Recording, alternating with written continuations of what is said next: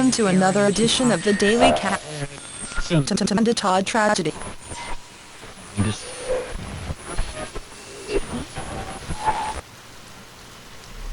September 7th, 2012. A 15-year-old girl uploads a video to YouTube sharing her ongoing struggle with cyber harassment and blackmail. The abuse was being carried out by an anonymous predator, someone she had never met, but who seemed to be everywhere. In the video, she doesn't say a word. Instead, she silently holds up handwritten note cards, flipping through them one by one, revealing the emotional and psychological torment that she'd been forced to endure.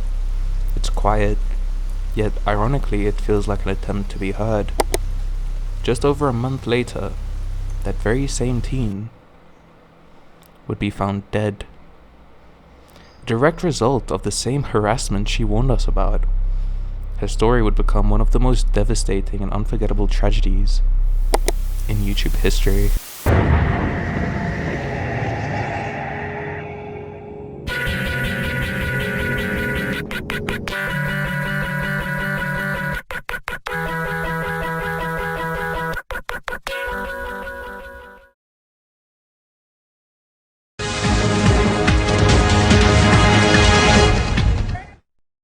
Happy Father's Day, cappers and cammers.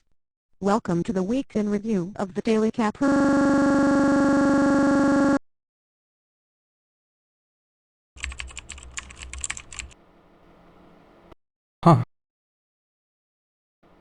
Twitter. She ran away.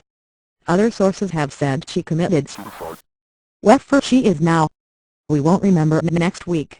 Meanwhile, another girl from blog has been talked about a lot this week. Announcing Amanda.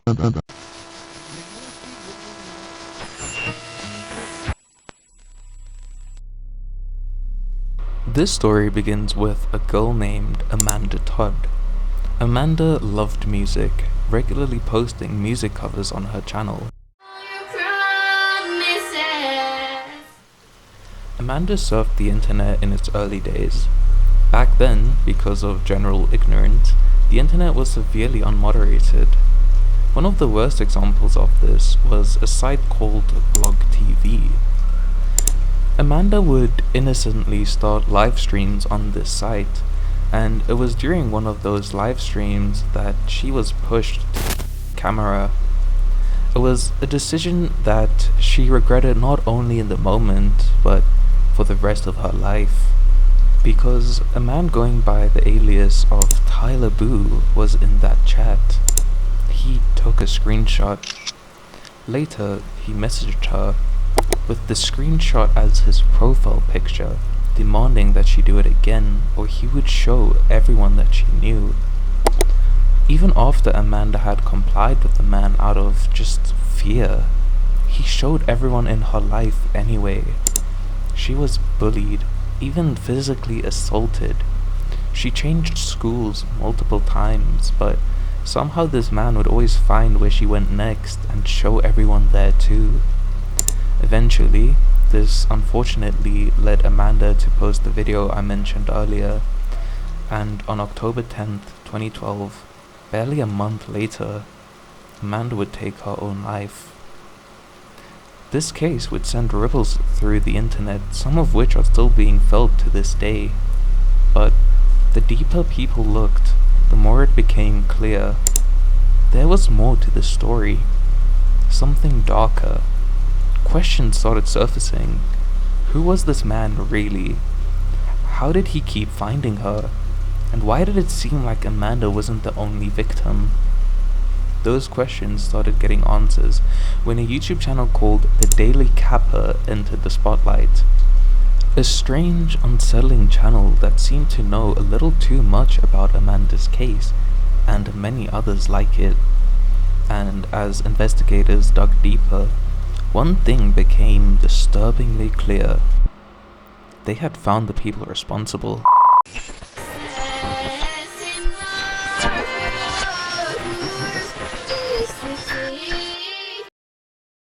He just celebrated his 32nd birthday and gives us his story on how he became a capper. So here it is. A Hello, this is Avery000 making a video for Daily Capper.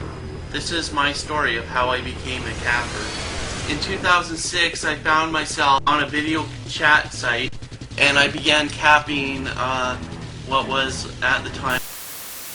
And that was my first experience as a capper, and that was about 2006. The Daily Capper was a short-form YouTube series that ran from mid-2010 to late 2011. Each episode was just a few minutes long, but what it contained was far more disturbing, hosted by an uncanny robotic narrator.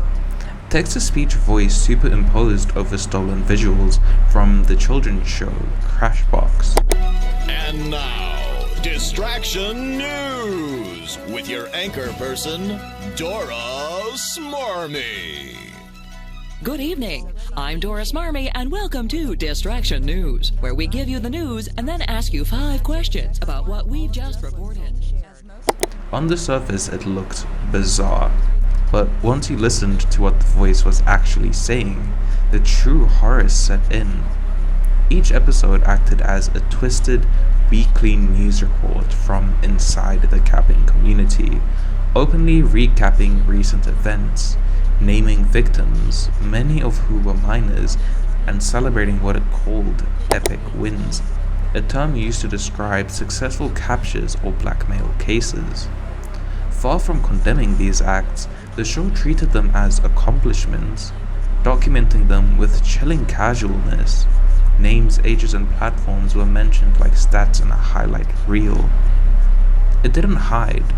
It laid everything out in the open, like a public brag board for predators. And that's what made it so significant. Law enforcement, researchers, and viewers who stumbled across the series could no longer deny this community's existence.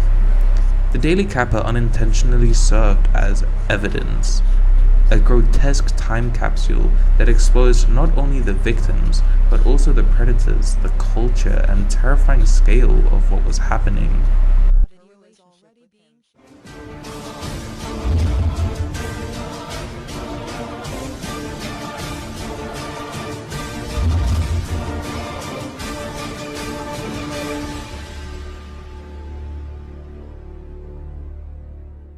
Not long after Amanda Todd's suicide would gain media attention, infamous hacker group Anonymous would release a video exposing the person responsible. Dear citizens of our nation, we have brought this announcement forwards solely for the purpose of releasing Amanda Todd's Punisher's identity. Below you will find a URL to the man's docs. In there, you will see various information about said person. Cody Maxson is an abomination to our society and will be punished. We are anonymous. We are legion. We do not forget. We do not forgive. Cody Maxson, expect us. This was amazing. But there was just one problem. Anonymous exposed the wrong guy.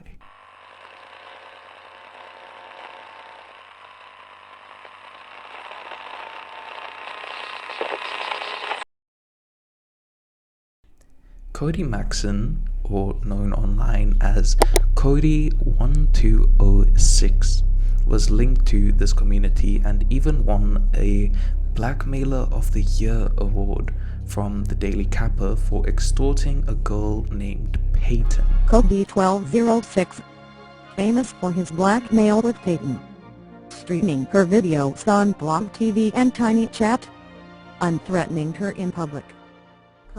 When Amanda Todd's suicide gained media attention, a New Jersey group affiliated with Anonymous claimed Maxson was responsible for blackmailing Todd. However, the Royal Canadian Mounted Police told the Vancouver Sun that charges against Maxson related to Amanda Todd were unfounded. Researchers found that while Maxson was connected to the Daily Capper community and had engaged in blackmail of other minors, definitive evidence linking him directly to Amanda Todd's case was severely lacking. The mistaken or premature exposure of Maxon in Amanda Todd's case had several significant implications. For one, Amanda Todd's family, who were left confused and didn't get the closure or justice that they deserved. But not only that, it also made finding the person who was actually responsible so much more difficult, effectively giving them a way out. About a month after Amanda Todd's suicide, the Daily Capper briefly resurfaced. They released a video that claimed to not only oppose her abusers, but they even presented new evidence. A few more details to the recent Amanda Todd tragedy. The majority of people seem misinformed. The media tends to miss out on a lot of key information. Others have no idea what they're talking about, and police investigators have no understanding of the internet at all. While people have made The Amanda comeback Todd was absolutely steeped in controversy. Vice actually published an article asking the question, why would they release this evidence a year after the blackmail had started and a month after her death? Why were they just sitting on this evidence? But after that, the Daily Capper was not heard from again. After all of this, Cody Maxon would actually release a apology video. Yes, an apology video. And the reporting on it is quite convoluted. I'm not sure what the actual reason behind it is. I'm not really sure, but I just wanted to show you guys his response to the absolute immoral and disgusting stuff that he has done. Hello, my name is Daniel, and I just wanted to say that Extremes has owned me. If you can see, I've wanted to apologise to Jules, who's 14, and Taya Rice, who's 14, and to any other woman that I've taken advantage of. And I have nothing more to say except sorry to everyone that I've hurt, and I hope that you can all forgive me.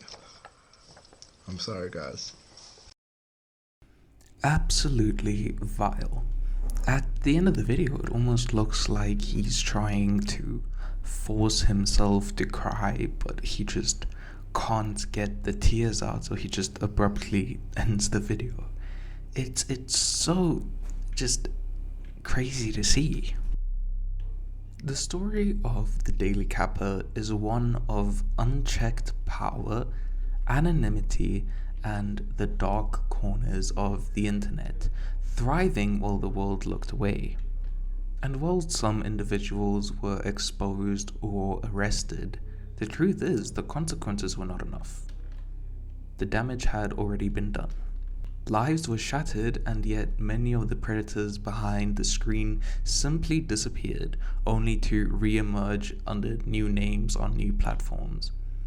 Until real accountability is enforced and platforms take responsibility, the cycle will continue. The internet remembers, but it also forgets far too easily. Stay safe, stay aware, and never stop asking questions.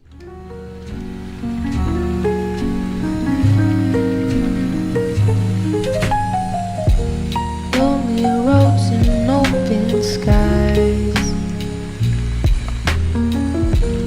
echo all the last goodbyes. And if you're out there, please just let me know, 'cause I'm still walking these empty roads. Voided roads and late night thoughts.